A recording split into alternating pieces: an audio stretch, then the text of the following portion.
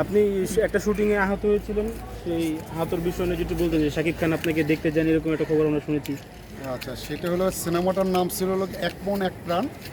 শ্রদ্ধেয় সোহান রহমান সোহান ডিরেক্টর ছিলেন, উনি আজ মৃত, উনি নিয়ে আসতে বেঁচে। ওই সিনেমাটা শুটিং আমরা করতেছিলাম আপনার 2012 সালে।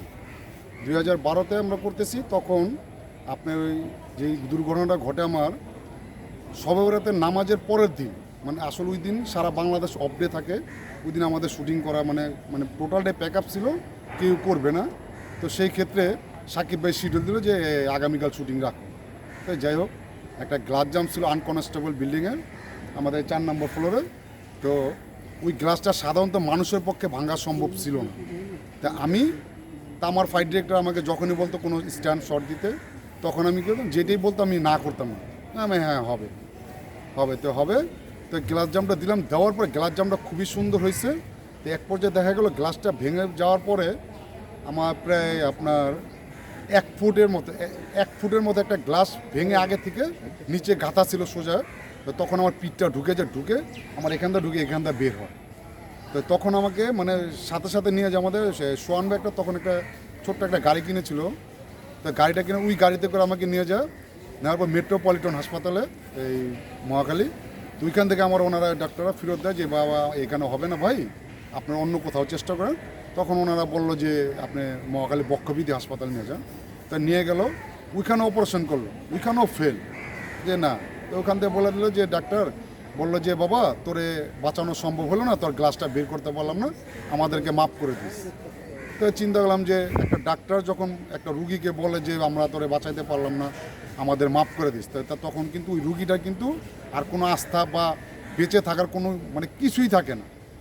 তো যাই হোক, তো শুটিং কিন্তু চলতেছে, আমি কিন্তু এখানে মৃত্যু সজ্জা, শুটিং কিন্তু অফ হয় নাকি, শুটিং চলতেছে। আর তখন আমাদের সাকিব খান মানে এখন আপনারা যাদেরকে মানে যারা বলতেছেন এখন সুপারস্টার কিং খান যুবরাজ যাই বলতেছেন, আমি এটা মনে করি না।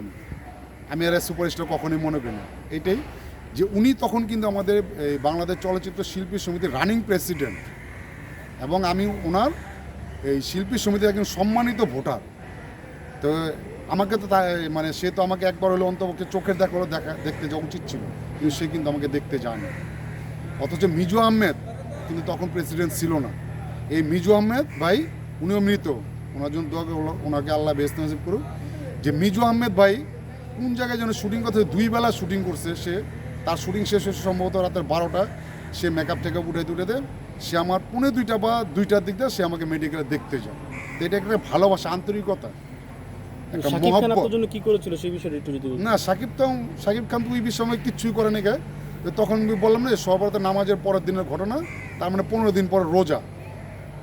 তো যে কোনো মারফতে আমাকে সাকিব ভাইয়ের তরফ থেকে বা ওনার যে চাচাতো ভাই নাকি মনির ভাই নাকি যাই হোক বা যে কোনো আমাকে বেশ কয়েকবার ফোন দেওয়া হলো যে জুম্মনকে আসতে বলে এফডিসি।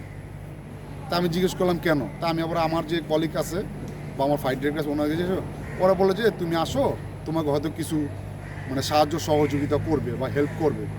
তা আমি আসতে চাই না দাও। তা আমি একটা সিএনজি নিয়ে আসলাম, আমার সাথে একজন নিয়ে আসলাম। তো ইফতার করলো 4 নম্বর ফ্লোরে মেকআপ রুমে। তো তখন টিফতার করা শেষে তারা শুটিং আবার শুরু করলো। তো সে কী করলো, ওনার ভাইকে দিয়ে আমাকে 2000 টাকা পাঠাইলো। মানে কে পাঠাইছে? সাকিব খান। উনি কিন্তু তখন আমাদের শিল্পী সমিতির রানিং প্রেসিডেন্ট, রানিং সভাপতি। তারপর আমি ওই যে সিনেমা আমি দুর্ঘটনা মানে মৃত্যু সজ্জা, সেই ওই সিনেমার হিরো। এবং ওই দিন যদি সে শুটিংটা না রাখতো শিডিউলটা, হয়তো আল্লাহ না করুক আমার এই দুর্ঘটনা নাও হইতে পারত। মানে ওই দিন উনি শুটিং রাখার কারণে কিন্তু এই দুর্ঘটনাটা ঘটে। তো তখনই কী করলো, আমাকে আমি জিজ্ঞেস করলাম এটা কী দিলাম। তা আমি ভাবছি কি হয়তো এই আমার সিএনজি ভাড়াটা দিতেছে আসা যাওয়ার। আমার যেহেতু আমার বাসা ঢাকা কেরানীগঞ্জ জিঞ্জিরা, তা আমার ওইখান থেকে এফডিসি আসতে সিএনজি ভাড়া মোটামুটি 500-1000 টাকা লাগে আসা যাওয়ার ভিতরে। তাই আমি ভাবলাম সম্ভবত আমাকে গাড়ি ভাড়া। আমি জিজ্ঞেস করলাম ভাই কিসের টাকা? কয়টা সাকিব ভাই আপনাকে দিছে, আপনি নেন আপনার চিকিৎসার জন্য। তো তখন আমি একটু খারাপ ভাষা গালাগালিও করছি, এটা আমি এখন বলতে চাচ্ছি না। যে 2000 টাকা ফকির নিয়ে এই 2000 টাকা ওয়ারেন্ট দিয়ে কাকে দে? হ্যাঁ, এই সাকিব খানকে দিয়ে দেয় 2000 টাকা। যে তুই একটা হিরো, তুই একজন আমাদের শিল্পী সমিতির রানিং প্রেসিডেন্ট, তুই তো আমাকে একটা নজর দেখতেও যাস না, তুই আমাকে নিজে 4-5 বার ফোন দিয়ে আমাকে আনাইলো। আনানোর পর সে আমাকে 2000 টাকার সাথে তো এটা কি আপনাদের কাছে মানে আপনাদের কি কীরকম মনে হয়? তো এই দুঃখটা আমার রয়ে গেছে যে আমার মধ্যে দেশের বাইরে এই ঘটনাটা ঘটছে কবে? এই ঘটনাটা ঘটছে আপনার 2012 সালে। 2012 সালে ঘটনাটা এখন ঘটছে। এখন বলতেছি যে এতদিন মানে বলি নাকি বাকি এই প্রশ্ন কেন, আর আমি আপনারা দেখতে পাবেন আমি কখনো মানে আমি কোনো চ্যানেল কোনো সময় আমি কখনো ইন্টারভিউ দিইনি কেন, এই ইন্টারভিউ আমার এই ফার্স্ট টাইম চলতেছে বা দ্বিতীয় এই বিষয়টা। ওই 2000 টাকা তাহলে কি তার মন ছোট শাকিব খান? আমি তো মনে করি মন ছোট কি মানে একটা সে ছোট লোক, আমি মনে করি মন ছোট না, ছোট লোক। যেমন আমরা একটা জিনিস জানি যেটা আমাদের মুরব্বীদের, আমাদের মা খালা দাদা দাদি এদেরকে শুনি যে আমরা এই মানে যারা নাকি ফকিন্নি থাকে মানে ফকির মানে ছোট মানে কিছু ক্যাটাগরি একটা ফ্যামিলি ছোট ফ্যামিলি থাকে, যে ওই ফকিন্নিগুলি যখন একটু বড় লোক হয় তখন ওদের নেচারটা কিন্তু ওইখানেই থাকে। মানে এটা কি শাকিব খান? হ্যাঁ 100%। যে আমি মনে করি যে অল্প পানির মাছ যদি কখনো বেশি পানিতে আসে তখন সেই ক্ষেত্রে পানিটা ওই মাছটা কী করে উতাল পাতাল করে কিন্তু ওনার মানে মানে নজরটাই তো ছোট, সে কীভাবে আমাকে 2000 টাকা দেয়। আপনি বর্তমান সময়ে শাকিব খানকে ছোট লোক বলছেন, কিন্তু সে কিন্তু বর্তমান সময় বাংলাদেশের মেগা স্টার বলা হয় তাকে।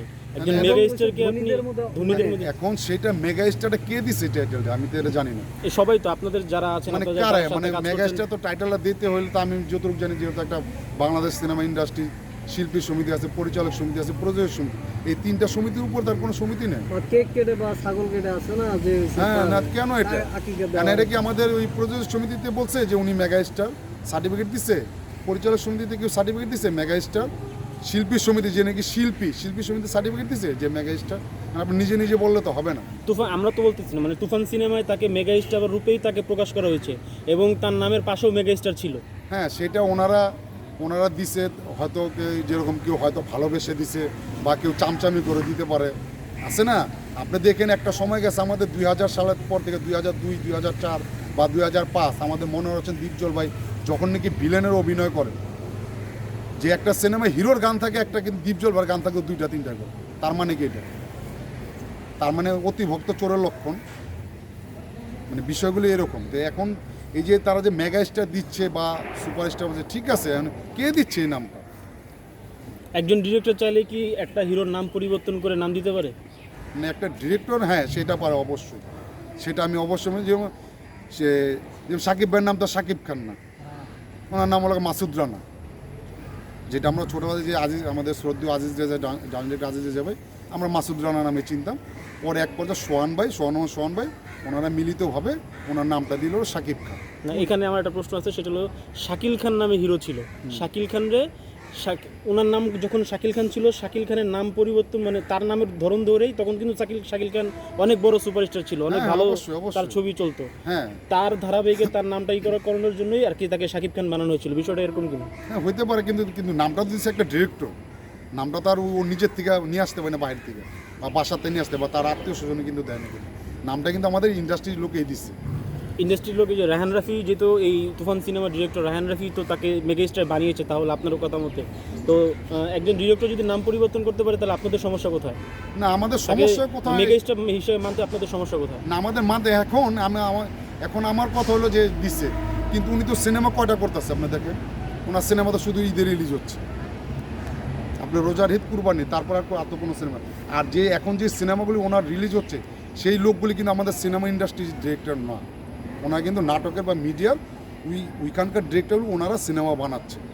তারপরে ওনারা হয়তো আমাদের শিল্পী মানে আমাদের এফডিসিতে পরিচালক সমিতির সদস্য পদ নিছে, ওনারা পরিচালক হয়েছে মানে চিত্র পরিচালক হয়েছে, কিন্তু ওনারা তো আসলে মানে জেনুইন তো আর আমাদের এই চলচ্চিত্র পরিচালক না, তো ওনারা তো পরে চলচ্চিত্র পরিচালক হয়েছে। তুফান সিনেমার সাথে যারা যুক্ত আছে তাদের একটা দাবি যে বাংলা সিনেমার ইতিহাসে সবচেয়ে বেশি সিনেমার যে টাকা ইনকাম করেছে সেটা হলো তুফান সিনেমা, যেটা বেদের মেয়ে জ্যোৎস্না রেকর্ড অনেকে বলছে ভাঙতে না পারে না নাই। অবশ্যই না, আমি মনে করি বেদের মেয়ে জ্যোৎস্না ওয়ান পিসের বাংলাদেশ এই রেকর্ডের আজ পর্যন্ত কেউ ভাঙতে পারেনি। আর আমার মনে হয় না যেমন, কারণ আমার এটার জন্য আমি এটা এতই ভালোভাবে বলতে পারবো এই কারণে যে আমার জীবনের লাইফের প্রথম সিনেমা দেখে আমি বেদের মেয়ে জ্যোৎস্না, সিনেমা কাকে বলে আমি জানি না, বেদের মেয়ে জ্যোৎস্না এটা সিনেমা বলে, এটা নায়ক বলে, এটা সিনেমা হল বলে, বেদের মেয়ে জ্যোৎস্নাটা আমি দেখছি। কারণ ওই মানে লোক জাগ হতো না, আমরা ওই আপনি কী বল উই আমলে আপনার ছিল বেঞ্চ, স্কুলের বেঞ্চ আছে না কাঠের, আমাদের এই যে পুরান Dhaka moon star cinema hall ছিল, লায়ন সিনেমা, সাবিস্তান, মানসী, চিত্রামহল, তখন আমরা বেঞ্চের উপরে বা জলচকিতে বসে ছবি দেখতাম। তা বেদের মেজোস না এটার রেকর্ড আজ পর্যন্ত কেউ ভাঙতে পারবে না। এই সিনেমা আজ পর্যন্ত আপনার টেলিভিশন দেখতে পারছেন কখনো? ভাঙতে না পারার কারণ কি মনে হয় আপনার কাছে, যে কেন ভাঙতে পারবে না? কারণ তুফান কি? সিনেমা তো অনেক সুন্দর হিট করেছে, তাদের দাবি তারা ইউরোপ, অস্ট্রেলিয়া, তারপর আপনার ইন্ডিয়াতে অনেক টাকা কামাচ্ছে। না ইন্ডিয়া কেন? আপনি কিছু নিউজ শোনেন না? আমি তো কয়েকটা সোশ্যাল মিডিয়া নিউজ শুনলাম যে আপনার ওইখান থেকে তারা ধিক্কার জানাচ্ছে। কোন জায়গা যে থেকে? কলকাতা থেকে, ইন্ডিয়াতে, মানে ধিক্কার জানাচ্ছে। আমি যে অনেকগুলি সোশ্যাল মিডিয়া, আমি অনেকগুলি নিউজ, অনলাইন নিউজ পড়লাম বা ফেসবুকে স্ট্যাটাস দিয়ে আমাদের ইন্ডাস্ট্রির লোকে অনেক স্ট্যাটাস দিয়েছে, দেখলাম যে যেটা মনে কথা যে আসলে ইন্ডিয়া ফাড়ায় ফেলবে, আসলে তো না। একটা জিনিস মনে রাখতে হবে যে ইন্ডিয়ান লোকরা এমন একটা ব্যক্তি যে তারা তাদের নিজেদের পণ্য ছাড়া অন্য দেশের কোনো পণ্য ব্যবহার করবে না। এটা আমার দীর্ঘ বিশ্বাস। কারণ আমি এই ঈদের পরের দিন আমি কলকাতা গেছি, আমি এক সপ্তাহ থেকে গেছি, আমি দেখে আসছি যে কোনো পণ্য কেন, আমি একটা কোকা কোলা চাইলাম, আমি পাইলাম না কোকা কোলা, বাধ্যতামূলক থামসা কি নামে একটা ওদের যে ব্র্যান্ড, ইন্ডিয়ান ব্র্যান্ড, ওইটা খেতে হলো। আমি কিছু কসমেটিক নিতে চেয়েছি আমার ফ্যামিলির জন্য, আমি পাইলাম না, শুধু ইন্ডিয়ান প্রোডাক্ট আমাদের নিতে হলো। আচ্ছা, এখানে একটা বিষয় যে আপনি বলছেন যে শাকিব খান সিনেমাটা কলকাতা ভালো চলে না, এবং এরকম একটা নিউজ কিন্তু ইলিয়াস খান তার ফেসবুক মানে লাইভ আসছিল সম্ভবত। ফেসবুক পেজে উনি শেয়ার দিয়েছিলেন, এবং সেখানে অনেকে বলছে যে ইলিয়াস খান হচ্ছে হিংসা বশবর্তী এই জিনিসটা। না, এটা হিংসা না।